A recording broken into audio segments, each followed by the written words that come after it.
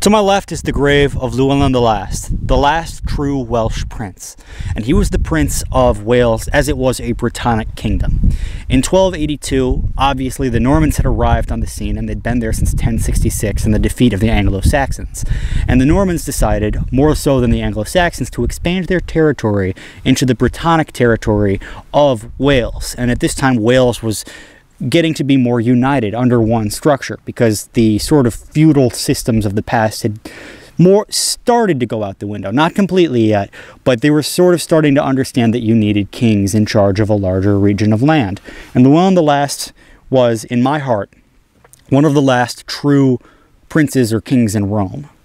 Of course, Rome had collapsed hundreds of years before, but Llewelyn the Last continued the Romano-British client state of the Kingdom of Gwynedd. And it was in 1282 that the Normans, who had been friends with him and had been present at his wedding, a large retinue of Normans, for the marriage of Llewelyn the Last with his wife, Joan of Wales. Joan of Wales died in childbirth, and her body was brought to Anglesey. The abbey that she was buried at was later destroyed to build a Norman castle to cement their control over the Welsh, and eventually Llewelyn the Last here was killed.